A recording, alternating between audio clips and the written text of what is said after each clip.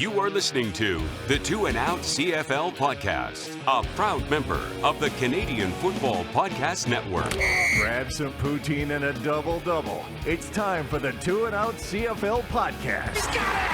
Oh, baby! Every week, Travis Currah. That's Grey Cup me, which is a different person. And Brazilian Tide. Hunters are people too. Talk fantasy football, bring you the latest in CFL news, and sprinkle in a little bit of nonsense. Oh, nearly intercepted and it's over! Ready, set, hunt! Thanks for pressing play on this episode of the Two and Out CFL podcast. I'm Travis Currah. He is Sheldon Jones. We just got to start off the show by talking about the loss of the great Rich Stubler, 74 years old, coached football for more than 50 years. And if anybody's been around the CFL for any amount of time, they know the name Rich Stubler. He's been in Calgary, Hamilton, Toronto, Edmonton, Montreal, and BC, a member of 5 Grey Cup winning teams, and most recently he was actually in Toronto as an assistant. So a long, illustrious career. Rich Stubler leaving behind quite the legacy in the CFL, man. Yeah, and his defenses were always like super tough to play against. Everyone says the Stubler defense. Like it was like the thing before the Chris Jones defense, right? And he all of his players, they seem to want to run through a wall for him. So tough loss. Thoughts and condolences to the fans. Some of his concepts are still used in the CFL today. If you go back and listen to my chat with Jed Roberts, a 1993 Grey Cup champion, a member of the Stubler defense that year, he says best coach he's ever played for, and he came up with some of those concepts that helped Edmonton limit Doug Flutie in Labor Day that year, or at least the playoffs, and ended up going and winning a Grey Cup title that year. It was a really cool perspective from him, and yes, condolences to his family. Like I said, Labor Day is here. First, do want to mention that Canadian football of all levels underway now, the CJFL and also U Sports football. Now, first I want to mention Western winning 83-0. I see all sorts of talk on this, whether it's good or bad for the league, or this really just exposes what York is doing to their football program. Either way, man, 83-0. That's not good for anybody.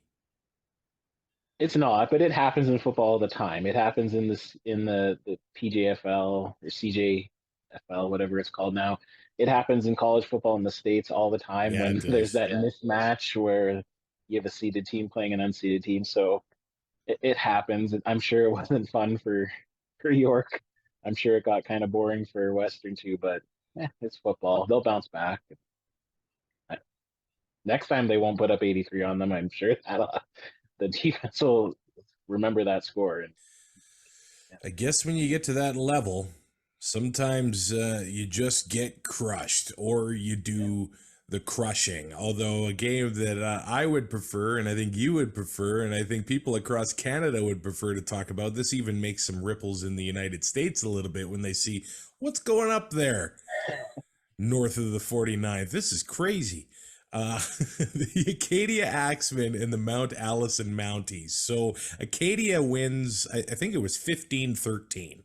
When you see that, you're like, well, that's not exactly inspiring. But the last minute of the game, that is Canadian football at its absolute finest. Acadia tried to kick that winning field goal with about 43 seconds to go off the upright. And then that's when the fun really starts, Sheldon. Yeah, because then you have Mount Allison goes 2 and out, and then they punt it out, and then Acadia punts it back, and then it's just crazy. Like, it's on TikTok. I'm sure most of our listeners have probably seen it go around the circles here, but that's Canadian rules at its finest. And yeah, because they had to kick it out, or that Rouge would have sent the game to overtime, right? So just wacky. And then the biggest part is they kick it out, no yards. Yeah. So you get another crack at the field goal, and they don't miss it the second time. Where have Rider fans heard that before? I feel like on plays like that, I don't know, no yard should be. I don't know. Like when there's a whole Yeah, like big I agree. kerfuffle, like I agree. There's no player awareness at that point who's yeah, going to be like, we need to get 5 yards, but it's just it's so rare, yeah. so rare. But when it happens, it's just another. I'm sure there's lots of people who hate it and thinks it makes us look stupid, but I think most of the true hardcore CFL fans and Canadian football fans just love to see that because it makes it uniquely Canadian, and that's what we love. Those are the end of the games we all live for, man. We all Yeah. live for Oh that. yeah. It's that time of the year when we find out where some former CFL guys or Canadian guys are going to be doing in the National Football League. And Nathan Rourke has cleared waivers. He has signed a practice roster agreement with the Jacksonville Jaguars. From the beginning, I kind of thought that the Jags was a bit of a puzzling decision for a guy that I'd assume wants to play, compete to be a number 2 or even be a number 1 if the chips fall into place. But with Trevor Lawrence as the guy in Jacksonville and them wanting some experience at backup, it was a tough hill to climb for Rourke no matter what he did in the preseason. And it's something we see every single year. If you go undrafted, it honestly feels like the mountain becomes taller than Everest to make it into the National Football League, despite the performance that he was able to put on during training camp and the preseason. We'll see, hey, maybe some things happen and that he ends up getting on the field this year or next year. But he doesn't strike me as a guy that wants to stay on a practice roster forever. If those opportunities don't come, then we'll see what he decides to do with his career. But I think I speak for a lot of people. We're all cheering for him, and we want to see him on the field anywhere. Yeah, I think it's tough, especially for fans of his, because you see what he did in preseason. But like you said, it's everyone who drafted that quarterback, everyone who scouted the free agent veteran that they want to bring in. They all are going to exhaust every option, or else they look bad for getting a player in there that's not working out right. You can't have this rookie kid from the CFL outshine a veteran. But it was interesting to see because there was some other spots where maybe a backup role could have been a little bit I didn't easier for think he'd him. clear But waivers. yeah, no, because there was three teams reached out, but um, we'll see. Because yeah, he did say it was either to Naylor or to Farham that he didn't want to go down there just to fill some practice roster role for Yeah, years. Like he yeah. wants to play. So, uh, like everyone, we hope that it works out and we can see a Canadian starting in the NFL because that would be unreal. But whatever works out for him, I hope he gets it. But if not, he has a league where he can thrive in for multiple years. We'd love to have him back up here. If he ever comes back north, what do you think that contract would be? Well, it's tough because I don't think it would be that much more than a regular starting quarterback because the Canadians don't count the ratio in the quarterback setting, right? So I don't think there's really any incentive to drive up like the wages like you see on the O line, for example, where the Canadian left tackle is a premium. You can find him. So I'm not certain, but he he had a hell of a first year starting in the league, even with that injury, right? So instantly he's probably the highest paid quarterback if he comes back. But I don't know if it's much more than the Zach Claros or that type of contract. Yeah, we saw Riley get over 700 in BC, and we saw what it did to the rest of the roster and the struggles he had because of, I think, the money he ended up getting. There's a lot of people saying, well, it's a soft cap.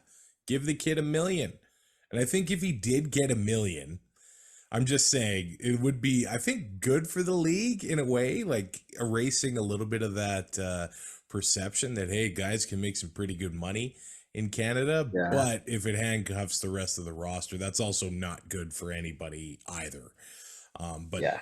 who knows? Who knows? We'll see if he ever comes back. Some offensive lineman news with CFL connections in the CFL. Carter O'Donnell has made the roster, it looks like, in Indianapolis. A draft pick for Edmonton. I believe it was traded from Montreal to Edmonton so the Owls could move up in the draft. And then with the Indianapolis Colts, they've released Dakota Shepley. And Saskatchewan Roughriders fans will know that name. We'll see if he ends up coming back north. And then good news for Julian Good-Jones of the Philadelphia Eagles. He's got a practice roster agreement there, formerly of the Calgary Stampeders. Obviously, a very good offensive lineman, so congrats to him. Let's see if he sticks with the Eagles. It's here, Sheldon. Labor Day weekend. When I hear that, when I say that, I can't help but smile. I can't help but get chills. It's just a special weekend. Back to school. I noticed some yellow on the leaves. It's still hot during the day, but it cools down at night. Yeah. It marks the turning of the seasons and some of the funnest you can have, most fun you can have in a CFL stadium. Labor Day weekend. Are you getting pumped up or what? Of course. Yeah, it's the one game of the year where I don't usually have to work before because I take it off because my buddy's coming to town. And no, I'm excited. It's How many Labor Day games do you figure you've been to? Well, I'm 38, so I've been to 37. When you were one? Yeah, I had season tickets when I was born in March, and my mom started taking me to the games that year. I think Labor Day that year was my first game. I'm 6 not months certain, old. but I know. Yeah, no, if those tickets were in my name, I'd be winning that prize at Mosaic Stadium that they give out every game to. Right. But no, yeah, so it 37, maybe 36, but yeah. I gotta know, like, what section at Taylor Field is 6-month-old Sheldon Jones sitting in? Because that east side, they get You want to crazy. know what section it is? Were you in section 28?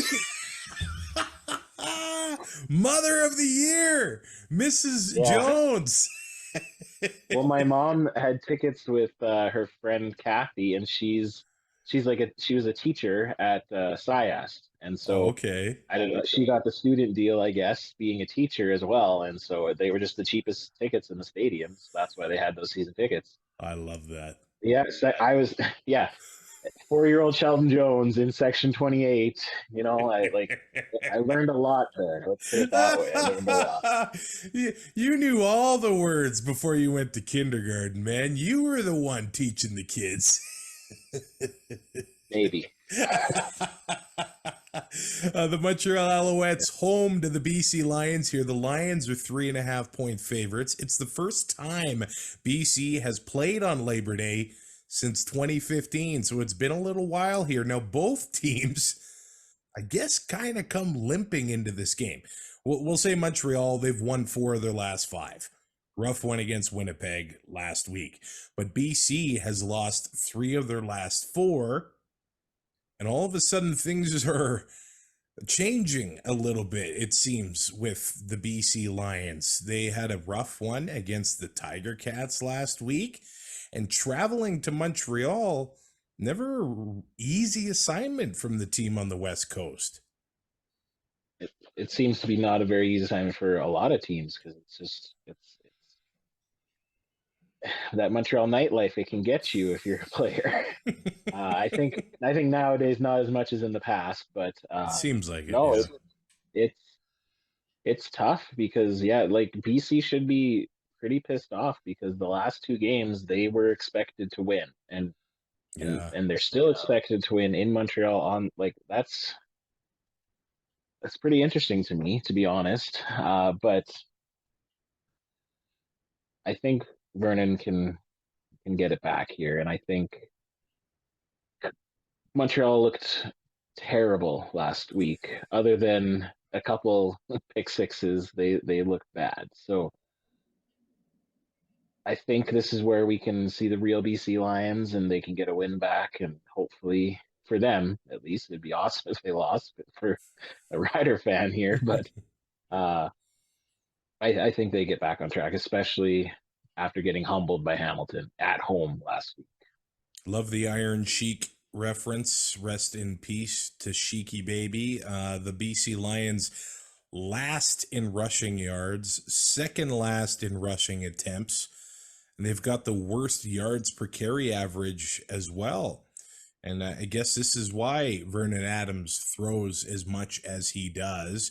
But the Montreal Alouettes and the BC Lions, their defense, well, lately, the Lions defense, they've been still good, like not as dominant as earlier in the season. And when a team pitches 2 shutouts, I guess that will happen. They're still the least amount of points given up per game in the CFL, but they have to get that rushing attack rolling, and the offensive line just got bullied against the Ticats.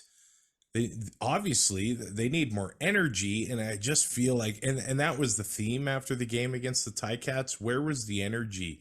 Where was the physical nature that you need to play with? And that was at home.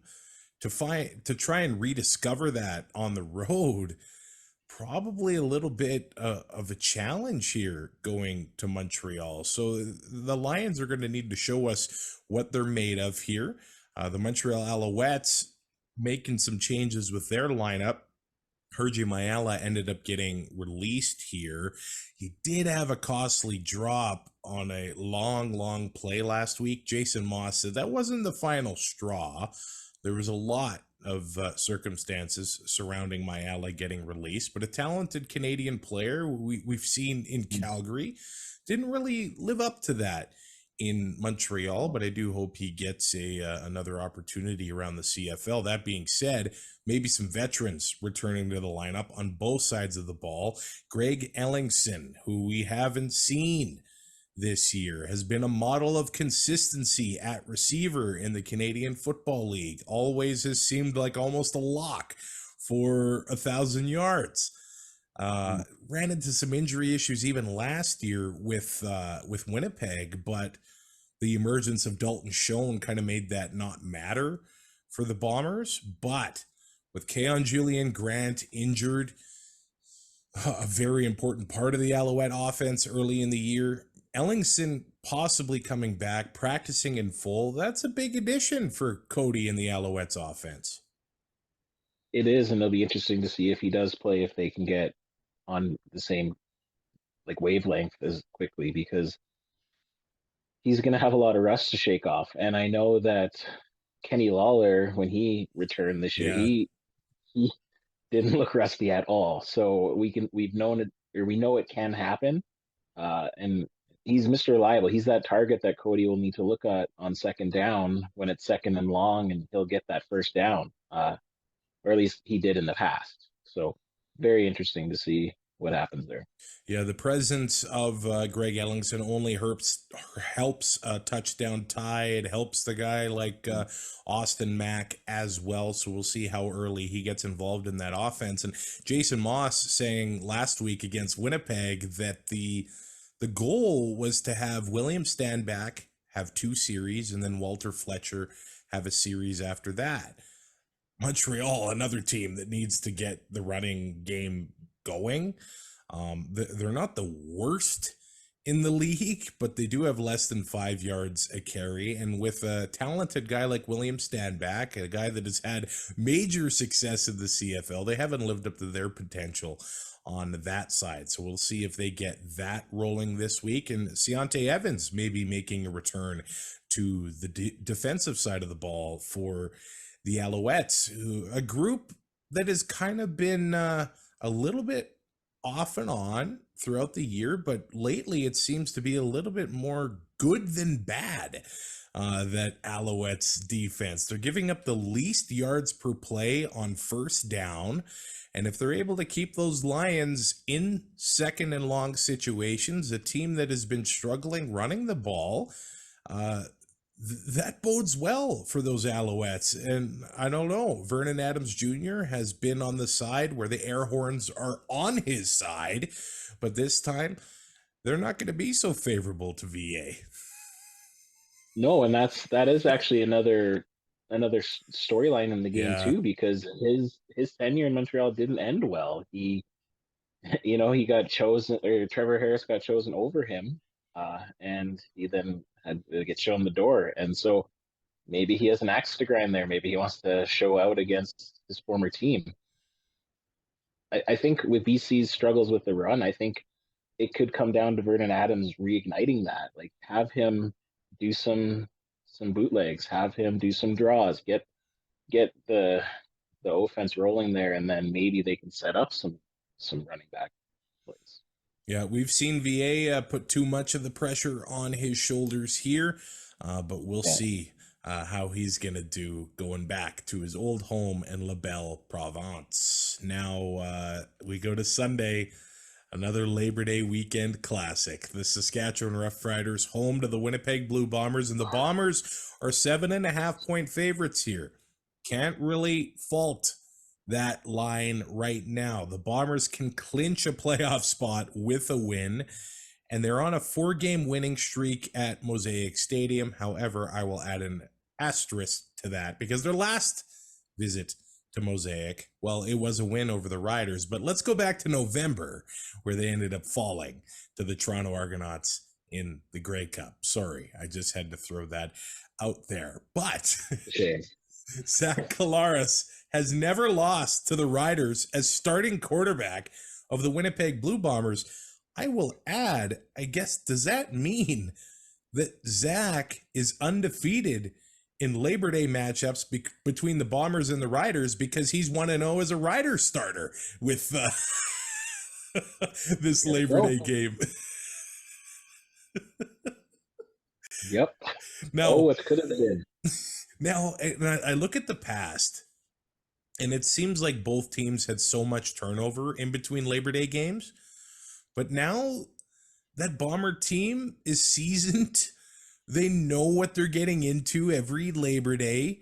Willie Jefferson has played on both sides. Zach Collaros has played on both sides. Nick Dembski has played on both sides. There is no surprises for them anymore coming into Regina.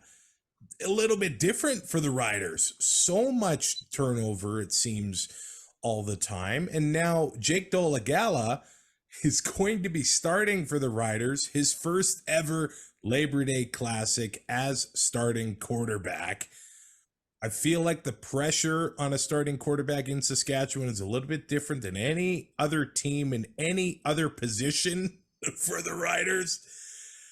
He's got Rider Nation on his side, but he must be feeling that pressure just a little bit. I'm sure he is, but I hope he doesn't. Yeah. I want to remind our listeners and viewers of Rocky Butler. Rocky Butler started Labor Day, and I don't remember what year it was, and he destroyed the Bombers. So anything's possible. That was his first career start, though, so it can't be as similar as Jake here. But look, Jake played very well against BC. I think a lot better than most of us thought he would. And his receivers, especially Emilus, were just balling out. So anything can happen. Winnipeg has been susceptible to the big play. Just as much as they've been giving the big play, they've been scoring the big play too. So usually these games against Saskatchewan against Winnipeg turn out to be like a defensive struggle or just a kicking by the Bombers. Yeah. But I think this could be a high scoring, whoever gets the ball last will win kind of game, because these offenses look like they could have some fun out there, provide some fireworks. A few weeks ago, and that's an interesting part leading into this game, I don't think anybody thought the Riders really had a chance. No. But the way they showed up against the Lions with intensity, the trenches, like the offensive line was the best they'd been all year. The best they've been, honestly, since COVID. Yeah. They were physical, intense. They looked really, really good. Even Evan Johnson made a really good block. If that same offensive line shows up on Sunday, it gives Jake Dolegala and the team a fighting chance here. And we know that the Rough Riders, they have actually some athletes on defense, and Zach has been throwing pick sixes lately. If he throws a couple of those, it's going to be how the Riders will follow that up, because Montreal followed it up with nothing against the Bombers. If the Riders are able to keep the momentum going, keep Mosaic Stadium on their side, they could surprise people. There could be that Labor Day matchup, or magic, I should say. The Bombers, they've been able to silence that crowd a little far too often for Rider fans liking lately. But early on, get that crowd rocking. And I really don't think that shakes the Bombers at all. I think they know it too much. They practice in it. But it'll be big for the Riders to keep that momentum going, coming off the bye. So they don't really have an excuse here to come out flat, Sheldon. No, and they, like we always say, they are the best adjusting team in the CFL, bar none. Like, they can start terrible, they can end the game lights out, scoring 4 touchdowns in the fourth quarter. So it's going to be interesting. Like you said, the Riders need to get off to an amazing start. Like kickoff return for touchdown. Like, the crowd needs to be in it, and they need to just dial it up to 10 and not take the foot off the gas, because that's where Mosaic Stadium can be a very quiet place when the Riders give up a big play. Very quiet. And if it's quiet, that just pumps the Bombers up more, right? So they come in thinking they have this swagger, like it's their stadium, right? Other than the Grey Cup. So it's time for that old record we had for Labor Day between like 2006 to 17, where it was like 19-1 or whatever it was. We need to get back to that and just prove that it's our house again.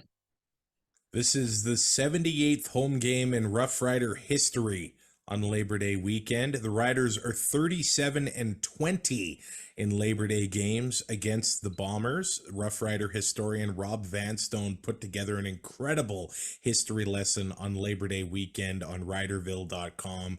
If you like the history of the Canadian Football League, you should check it out. Back in the 50s, the Winnipeg and Saskatchewan did a home-and-home Labor Day weekend, a game on Friday and Monday. Can you imagine that now? No. And I'm going to say this because it needs to be said. Rob Vanstone was the best signing the Riders have made in years. Yeah. Like, he is. I love it. He's amazing.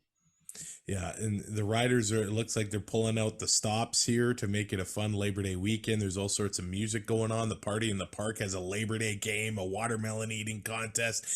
If they would switch it, I was in a watermelon eating contest once. I can't do it anymore. Like, I feel sick looking at watermelon, so if they switch it up, I'd take part. But the Labor Day, I'm out. I am not in on that.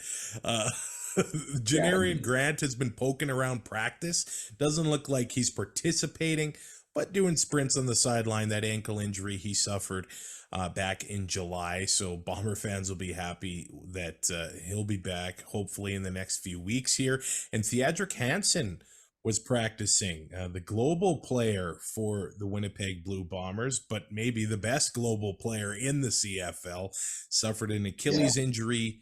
I believe it was last year on Labor Day. Could he be making his return to the field on Sunday? Labor Day Monday, the Hamilton Tiger Cats home to the Toronto Argonauts, where they're 8-point favorites here. Now, the Ticats are 8-point favorites, I should say. The Argos have won 2 of the last 11 on Labor Day. Now, they've won in 2022. They won in 2012. The Argos did. So that ended in a Grey Cup both of those years for the Argos. But you want to talk about dominance on Labor Day. The Ticats lead that series 36-14-1. Now, there have been many times when a great Argos team goes into Hamilton and that Labor Day magic, I don't know. It supports the Ticats and they end up pulling out a win here. This is a big game for Hamilton because, Sheldon, look at the schedule here. They play the Argos on Monday, and then they play Ottawa on Friday, who's coming off the bye. Like, how does this happen? Another wrinkle in this schedule this year. I know they say they're trying to minimize this stuff, but yeah. It keeps happening. That seems like happening. Yeah. A big opportunity for the Red Blacks, obviously, on Friday Night Football. But we got to talk about Monday, a big one for the Ticats, who look to follow up that effort in BC, where they bullied the Lions on the line of scrimmage. I would say that the Argos are a bit tougher to bully on the line of scrimmage, but that is how the Ticats are going to have to win this game. Now, Taylor Powell, I thought he looked steady against the Lions, did what he needed to do in a win. He was pretty accurate. He looked confident. The Argo pass defense, they don't inspire much lately. They've got talent. They can force turnovers, but they are second worst in giving up pass yards, 306.4 yards a game. However, I just don't. I like Taylor Powell. I think he's on the right track. I don't know if the Ticats have that explosive big play ability to keep up with those Argos. I don't think so. Like, a few years ago, Duke Williams might have been that guy who could have done it, but it seems like he's not the same guy. He's more of a possession receiver now. That's what he's not getting the 50-50 balls, 50, 60 yards downfield anymore. But yeah, you're right. They need explosiveness, but them having success with Butler last week, hopefully for their sake, hopefully Toronto might bite on some of those play actions if they try it earlier in the game and see if they can get those DBs, second guessing and go over top of them. Isn't that an interesting thing? We always I look at these stats and just see where these teams lie in a big picture for the full season. And the Lions have been fantastic against the run, but James Butler got rolling against them. The Argos have a good rush defense themselves. Second best in the CFL, 4.1 yards a carry they're giving up. But the Lions were good and James Butler had success. So could he have Labor Day success against the Argos? And that might just be a key to the Ticats winning this one. It almost seems like as James Butler goes, the Ticats go. And it will be, I guess, the third game with Scott Milanovich calling the plays. You see, he's going to probably install a few more plays here and there. And this is obviously a big one against those Toronto Argonauts. We've seen that sometimes Chad Kelly can turn the ball over. He did it last week against the Stamps. The Stamps couldn't really take advantage of it, and they couldn't make enough plays to win that game. But anything's possible after I watched that game, after I watched the Ticats beat the Lions, and then you add Labor Day into the mix. If the Ticats can beat the Argos on the line of scrimmage, force turnovers, and get James Butler going, that's obviously the key to winning here. But look. That's why they play the games, man. Well, let's talk about June. That is less than 3 months ago. And when we looked at that game and going into the season, I think everyone had the Ticats as heavy favorites over the Toronto Argonauts. Yep. And it was week 2 where the Argos beat the Ticats 32-14. And all of a sudden, okay, maybe Chad Kelly is good. This has been just the most bizarre CFL season, but I'm here for it because it's been entertaining AF. Yeah, so I can't write him off anymore. I would not be shocked either way with what we see on Sunday. Maybe the ghosts of Angelo Mosca will get to Chad Kelly and the Argos, and maybe it'll be some angels in the backfield that will help the Ticats in this one. Some stuff you just can't measure, man, and that's what happens in the Canadian Football League. I've heard Orlando Steinauer, they play film for the Ticats. Okay, why do we hate the Argos? I've lived in Canada for 3 months. Why do I hate them? And then all of a sudden Labor Day Monday rolls around. And it's like the Argos have been bullying them for 5 years of elementary school. And then it's that fight, grade 6, outside the portables. Let's go. I know that by experience. Not me. I was a good kid. Now we wrap up Labor Day weekend in Calgary at McMahon Stadium. The Stamps are 5-point favorites against the Edmonton Elks. A few weeks ago, I would say that the actually Calgary's been struggling too. I don't think I would still say that they're deservedly the favorites in this one. They've won 9 of the past 10 on Labor Day, but the series is as close as it's ever been. 30 wins, 30 losses, and 1 tie. That is the Labor Day series between these teams, and it's going to be a blackout in Cowtown. They're asking fans to wear black. They've been wearing those black jerseys on Labor Day since 1994, and they released a video, the origin story of the black jersey, and I don't know if you got a chance to watch it. It's really cool. Like, they kept this secret. They actually wore the red jerseys in warm-up, went to the locker room, and I remember that. Yeah. Came out wearing black, and it's like, what? They were so mad that Edmonton beat them in the 93 Grey Cup playoffs that we're going to show them on Labor Day. I am a sucker for a black alternate jersey. I always have.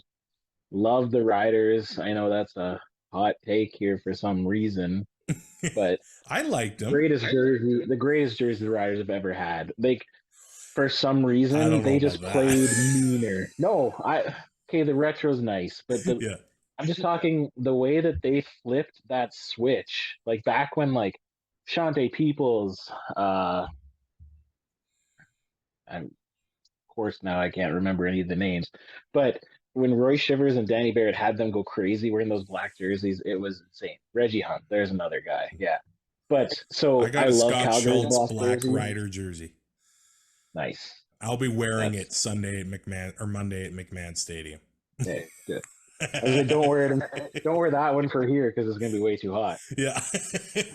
But so I love the black look. I hate Calgary's jerseys, to be honest. Like, they just look like a popcorn box to me, and I won't ever not see it.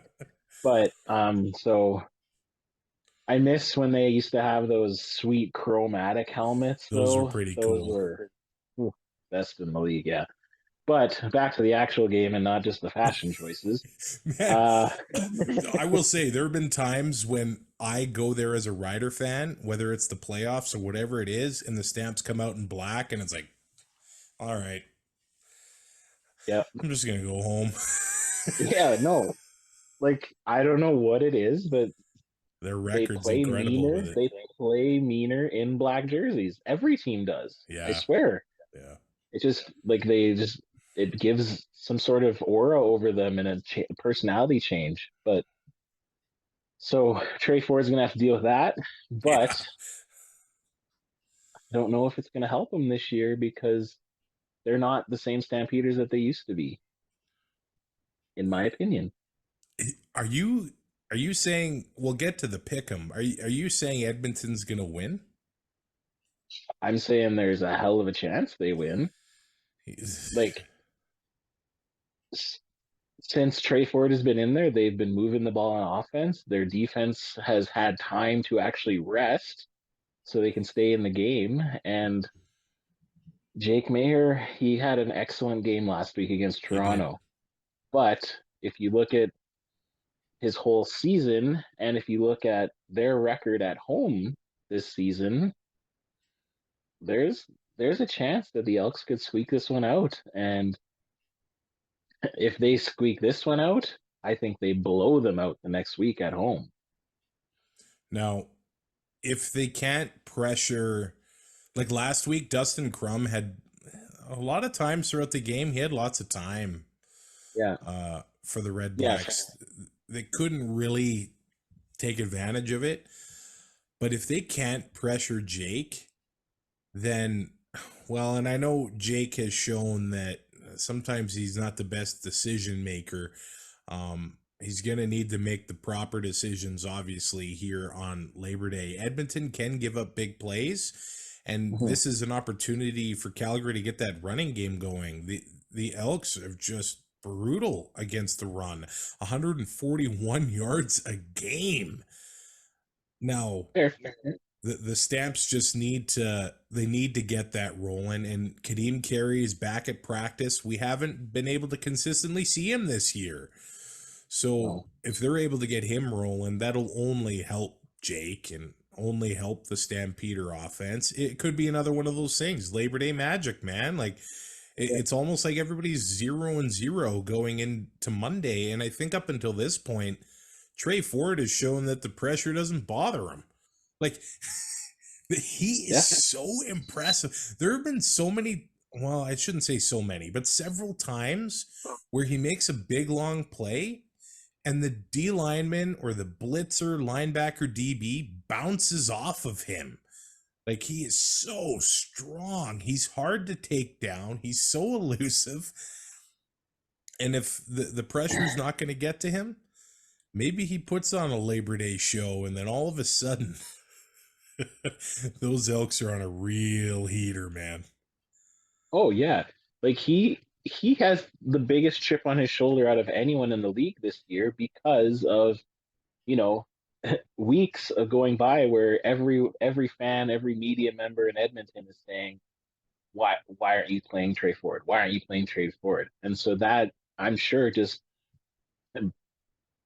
kept adding on there. And when he finally gets to play, he's just like, this is why I should have been playing. So if he can get, again, it's the opposite of the Bombers and the Riders. They need to get a hot start in Calgary, take the crowd out of it, because the crowd will be loud on Labor Day there. And then if the defense can make Jake Mayer make mistakes, I think it's a ball game. I think it's they're going to roll with it. But Jake has shown if he has time, last week against Toronto, he can put up 450 yards and 4 touchdowns. So very interesting. It's like Jekyll and Hyde with him too. The Stamps have given up the most touchdowns in the CFL. They're tied with the Ottawa Red Blacks at 30. But the Elks have given up the third or second most offensive touchdowns in the CFL.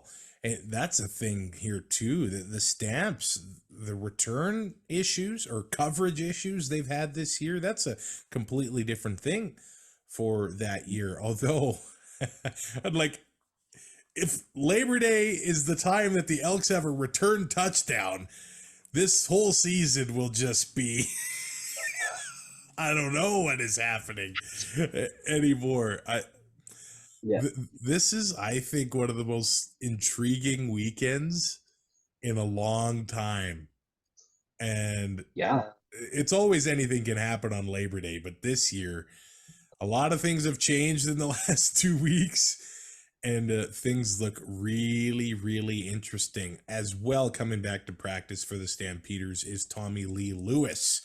You want to talk about return touchdowns? I feel like that guy is on the edge of breaking one every single time he touches the ball. And I honestly, I feel if the Elks take one of these two against Calgary, it's considered a success for them. Yeah. But if they could win Labor Day, oh boy, look out. Like, I've seen people say every time that Trey Ford wins a game, it's actually bad for Chris Jones. It kind of makes him look silly. It does, but then it's a win for his record. Yeah, you're right. It's 6 of one, half a dozen the other. But this is going to be a great week of football. I'm looking forward to it. I'm going to go over my fantasy lineup, so get yours ready. This is what I have right now. I think it's going to change, but I've got the BC Lions defense against the Alouettes, Vernon Adams Jr., Levante Bellamy for the Stampeders. Now, if Kadeem Carey plays, I probably will have to take him out of the lineup, but I got Brady Oliveira, Keon Hatcher, Kenny Lawler, and Devaris Daniels.